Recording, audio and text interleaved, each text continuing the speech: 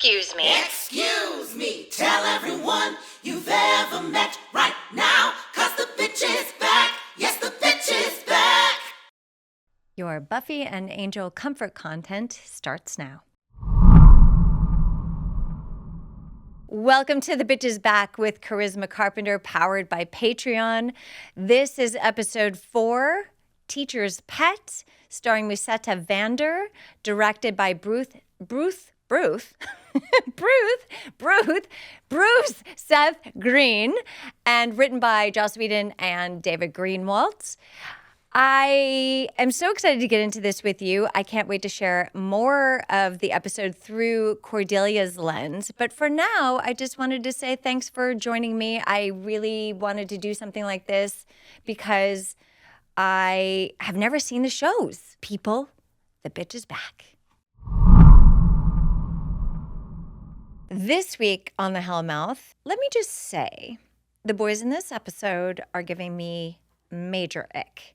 If it isn't Xander gerbing all over himself while dreaming of some version of Buffy where she must have clearly hit her head, because why else would she be all piney for Xander?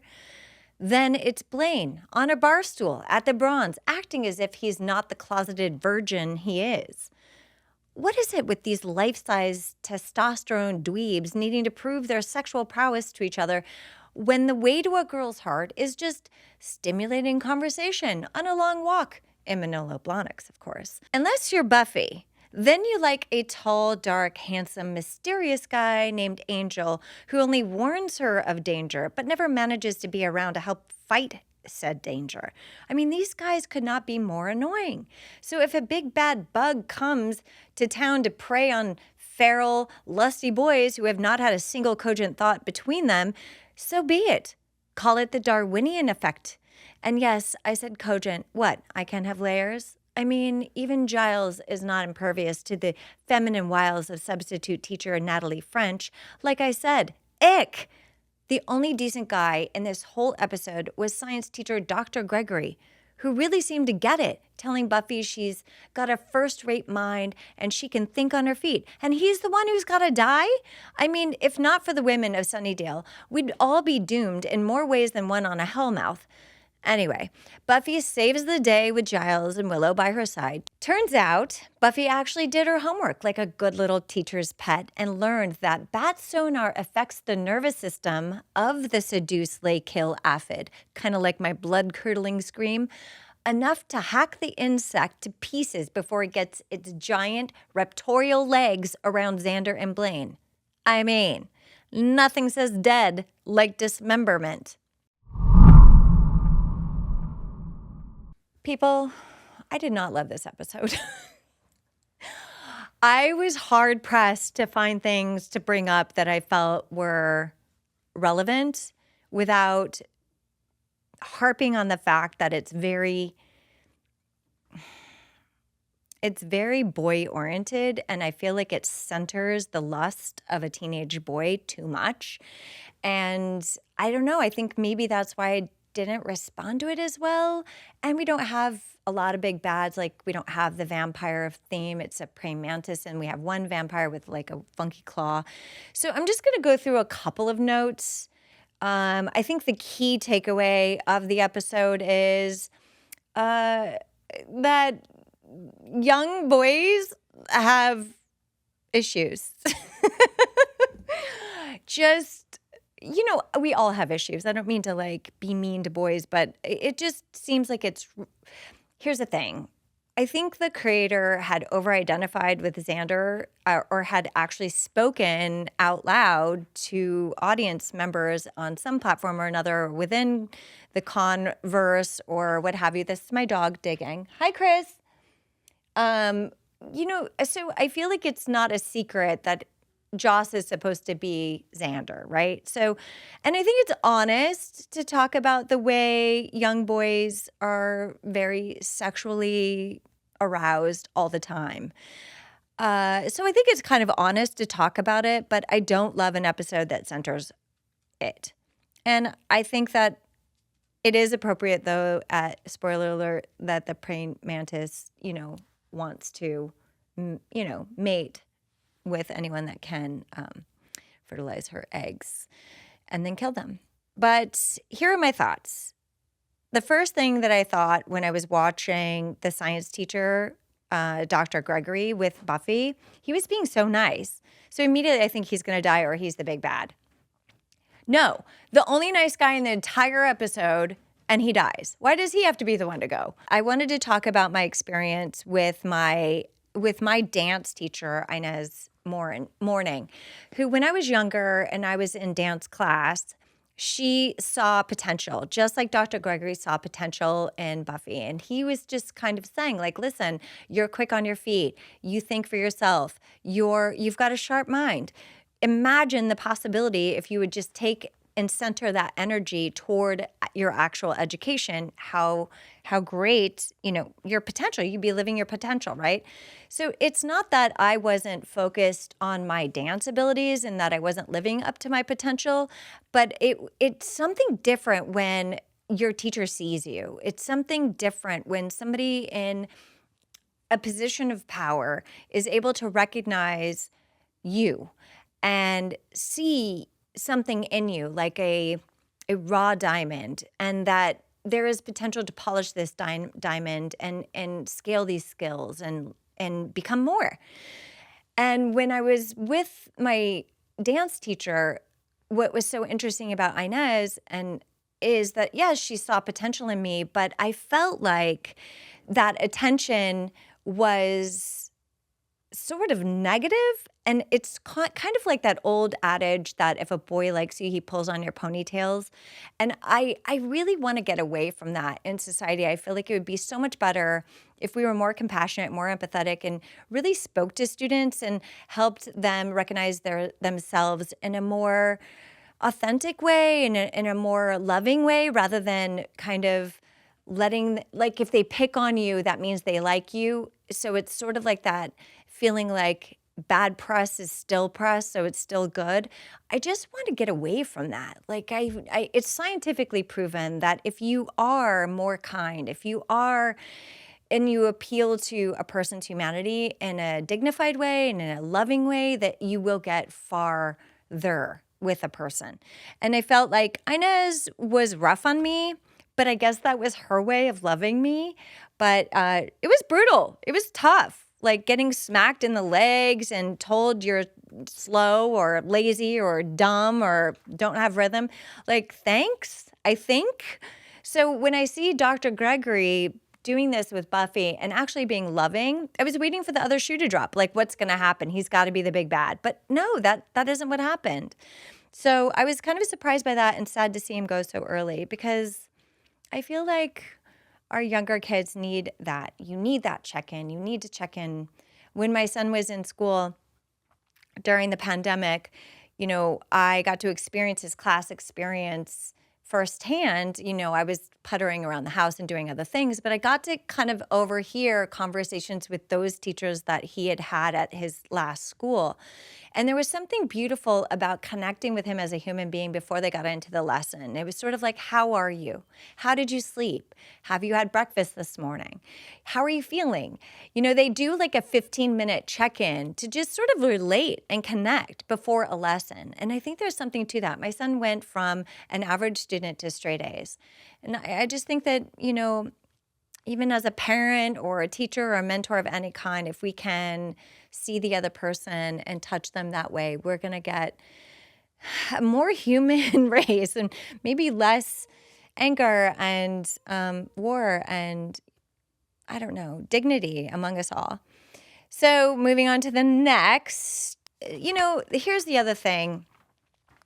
When Xander is in the bronze and he's talking to Blaine and his other buddy, one of the things that you notice is that they're both kind of like, they're all kind of talking about how they get girls all the time and, how many girls they've been with. And it just makes me really sad that that is the condition in which they're being brought up, where you're not a man or you're not desirable or you're not good enough. Like, that's their thing. And then girls are, you're skinny or these are the metrics in which we measure, or the barometer in which we gauge popularity or whatever.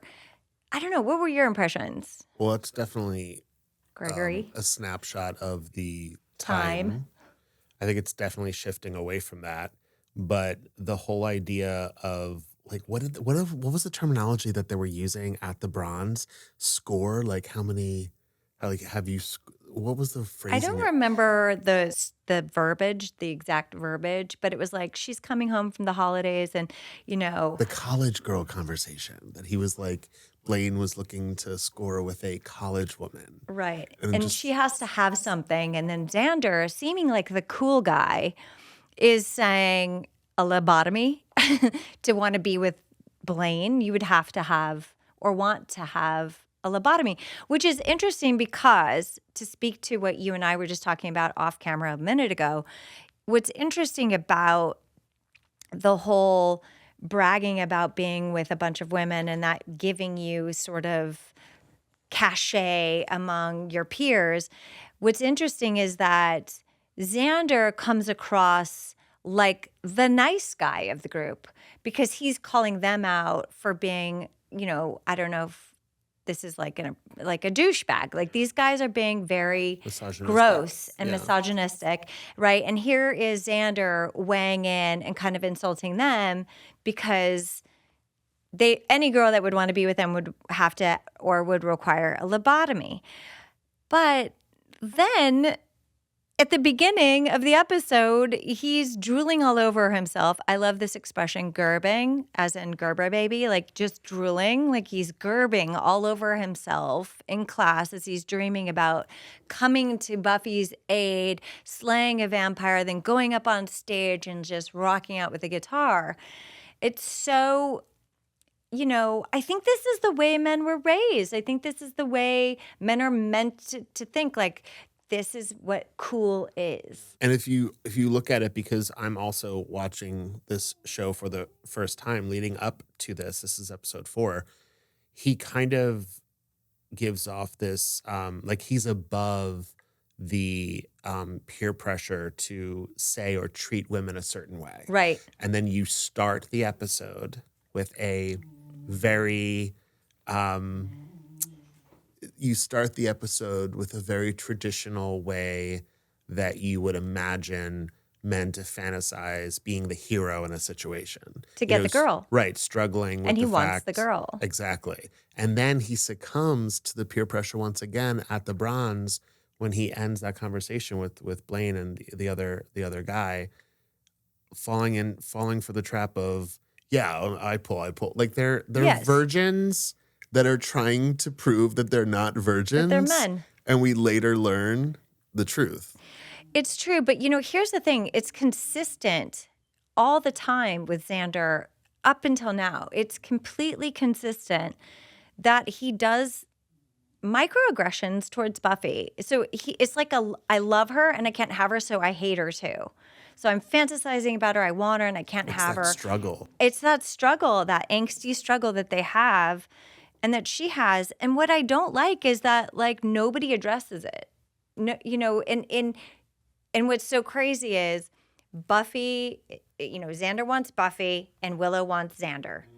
And like Willow never, like it's evident that she's crushed on him since they were kids for forever. But like she kind of doesn't ever call him out. Like you're really obsessed with her. It's like you're never going to get her. Like you're not her type, and it just feels like nobody's talking about the elephant in the room. Well, what's funny is that like Xander's big struggle is his feelings for Buffy, and then like Buffy's big struggle is It's her about, feelings. like, saving the world. It's like, honey, the scale of your issues are not the Which same. he then makes her feel bad about. Right. Exactly. Like you're not the slayer. You have to stay out of danger. Oh, danger. Oh, well, thanks for reminding me that I'm, basically you just emasculated me. I don't know. I mean, it's a rough episode, people. It's a really rough episode for me. Episode. And you referenced that we spoke about this prior to coming here for the pod, but it's a rough episode because it's so male centric, and like that's the first time in the series. I don't that have we a problem like- with an episode being male centric, but can it not be like the worst parts of like? But I mean, that is the show. That is the show where all of these kind of characteristics get blown up out of proportion so that then it can be examined. And at that time in the 90s, that was maybe cute, maybe funny, like maybe like the way it was, But probably. formulaic, and it's the first time in the series that I've experienced a storyline that feels formulaic, because you have like such again, like What do you you know, mean by that? like Formulaic. it's expected, like it's not something new or unique, and the first 3 episodes had such a new and unique it brings you into this like brand new world, and it's so enticing and it's interesting and it sets itself apart. And then we have an episode about like a dude feeling insecure that he's still a virgin. I'm like, okay, I guess that's I mean, something. why can't that be okay? Why isn't it propped up Right, more to exactly. be like not a point of shame Right. that a man hasn't already had? I mean, these are children. I mean, Correct. as a older woman now looking back at, you don't think that at the time that you're course. dying to be treated as an adult An and you can't adult. wait to get out of high school, and it's so painful. But it's really like your frontal cortex is nowhere near being developed at this juncture. You are just a child, and those are very big emotions. Those are very like big themes to be talking about, sex. I love the show. I think it's incredible that it was done. I think it's incredible that this time is being like encapsulated. Is that like it's like a time capsule of a screenshot or a snapshot of this time and era. And I'm glad that we're moving away from it. I really hope we are. But then now we might be going worse back I into mean, 1950s, but we won't go there. girl, We're not going to be that depressed today. That's a whole This other is a pod. happy. This is a comfort. This is Buffy Angel comfort content. But one of the things that I wanted to also address is when Angel's on the scene and he shows up at the Bronze, and obviously Xander is very threatened. What I realize is that not Xander, but Angel is the messenger. And I realized, wow, this is the role of Doyle in Angel way later. This is the role Cordelia had in Angel way later, where Angel is fulfilling for Buffy, like there's a warning, there's something coming, and be ready for it. And I saw that for the first time. Like, I didn't pick up on that when I was doing the show at all. So now going back and watching it and having lived through all, 147 episodes that I did, I get it now with this different lens. I'm like, oh, wow, Angel was the one directing Buffy where next to go and what to look for and the big bad warning. Right. And what I realized in that moment, which moment when he comes into the Bronze and he like gives her the jacket, his jacket, it's so grease realized, lightning. Exactly. But up until that point, because I've always known of the show in the way that I'm aware Angel is a vampire. And I always forget in those moments that we the don't show, know. Exactly. We so don't I'm just know. like, wait, isn't she? So I know that Buffy doesn't know that he's a vampire yet, but it's very interesting because I'm just like, girl, he is a very bad man. Exactly. He's a very, very bad man. So there's this. Also, how old was that leather jacket? Like, these are the questions I was like, how long has he had it? Where is it from? Well, like, he's over 200 years old, so I think he's had it a minute. Exactly. But actually, it can't be that old because he would still be in powdered wigs. Right. So like the crushed velvet, I'm always it like, must be from the 50s. I'm going to stand Angel's by. wardrobe from? Say again? Where is Angel's wardrobe from? That's what I'm always like thinking to myself when I'm watching. Really? Yeah. Because I'm like, because I need it to make sense. Because I know that he's a vampire. The characters at this stage in the show do not know he's a vampire. But I'm always like, where is he getting this like crushed velvet? Like it's all like very like 90s and on trend at that time. Was crushed velvet on? Yes, it was, because I was wearing those lime green brat pants. Exactly. In crushed velvet. You're right. The supernatural stylists, where are they? So let's talk about Cordelia's scream when she discovers Dr. Gregory stuffed in the refrigerator headless.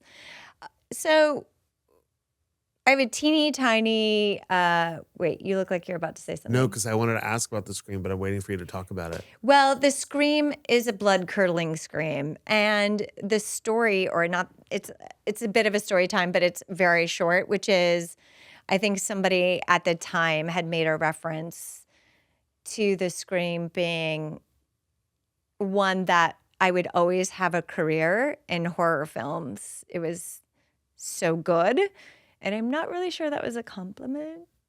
I don't know. I don't know if that was meant to be a compliment or if it was a bit of a slight, like, oh, you're really good at screaming. A literal Blink, scream blink. Yeah. queen, you could say. I am a scream queen. I am. I literally was on that show. But So I wanted to ask what that, like, how much of that was that audio captured in that moment, and how much of it was something that you had to like beef up later, No. or everything was in the moment? yeah, several takes. Wow. Out went my vocal cords. I was just gonna say. So I'm going to move on to the next thing. I had no idea. I was yesterday year old. Is that how you say it? Yeah. I was Yesterday's yesterday year old. Yeah, I was whatever. Lavelle is Xander's middle name. I never knew that. So that was kind of interesting. And Xander Lavelle Harris. And I'm so curious why that name is or what it means. It's very specific. It is very specific. But here's the thing, too.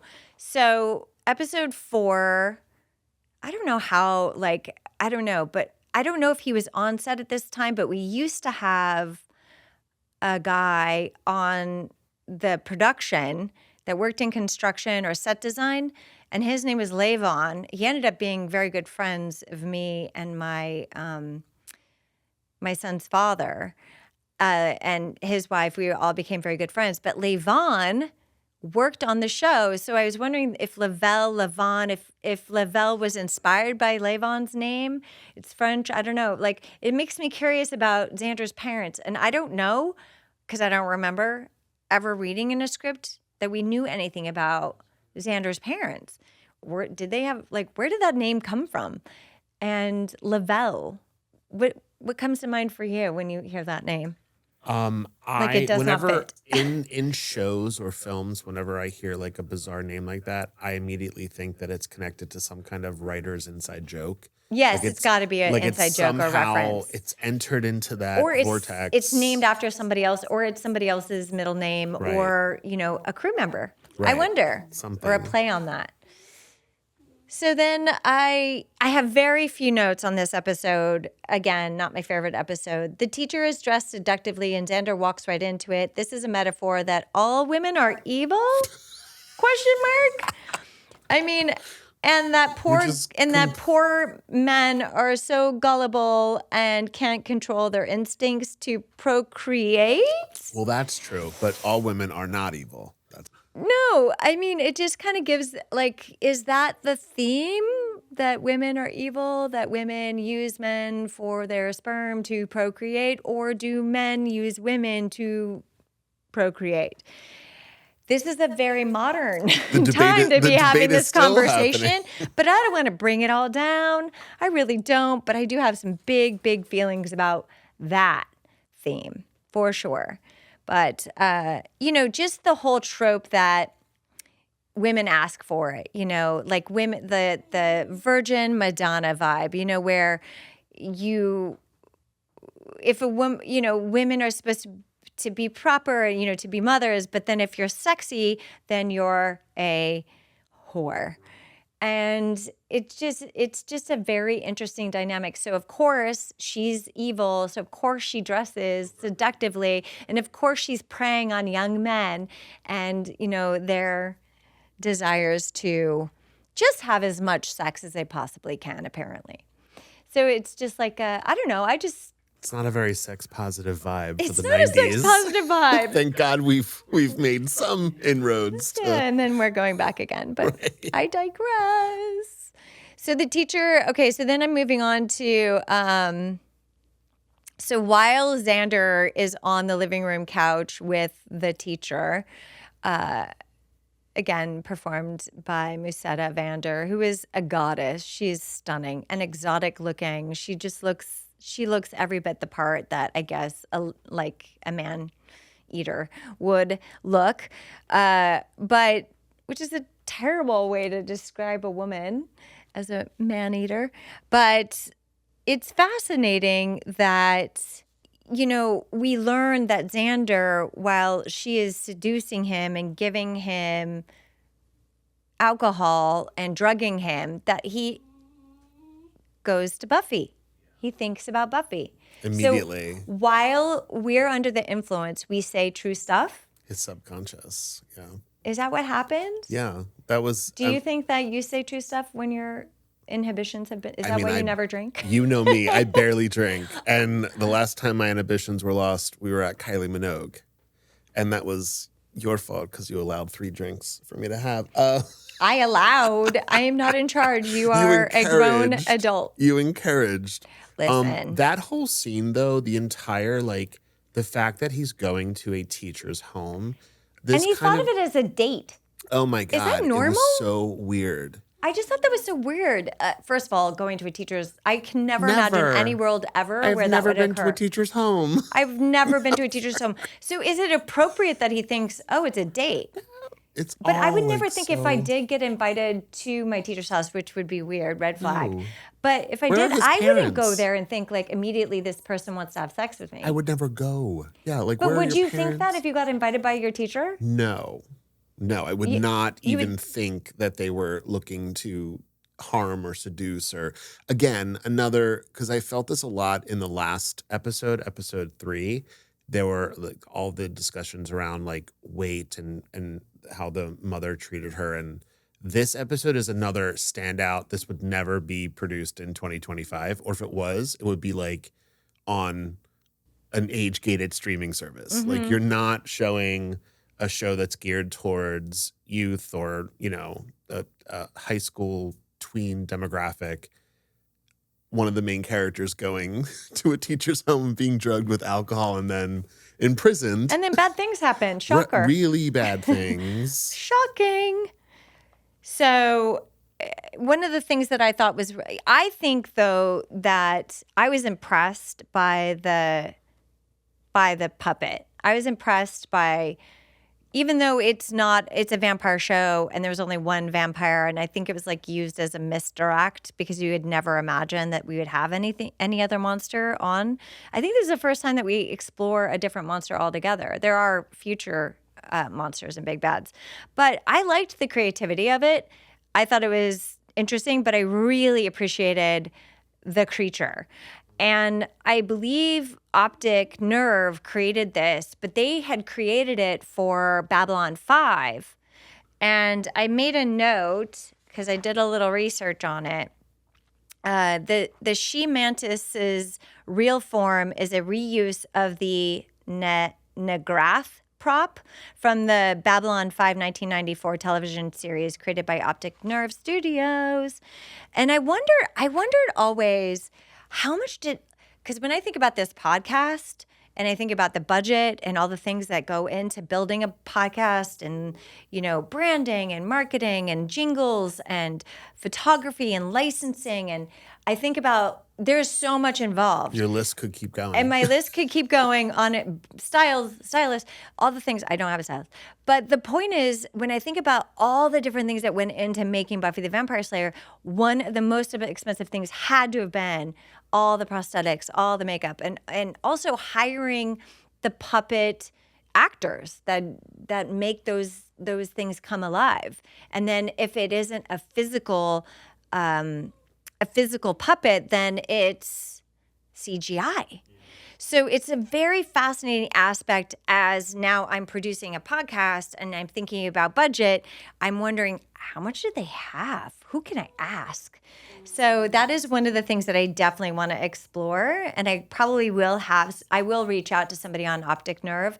I think they're now Alchemy Studios. I would think love they to married. hear what they I have to really say. want to Yeah. invite them and start talking about special effects. I want to talk to them about the mask, because Julie Benz in our interview, which you can find that episode in a link somewhere around now, to our interview where she talks about what her experience was like in vamp makeup. But I wondered how much that it was, because it was like the head was great. Like I thought it was great. I think it holds up today. Well, that's it for now. Thank you so much for watching The Bitch is Back. Please subscribe to my YouTube channel for all future episodes. And for full episodes and bonus bitch content, subscribe to my Patreon at patreon.com/Charisma Carpenter. Thanks.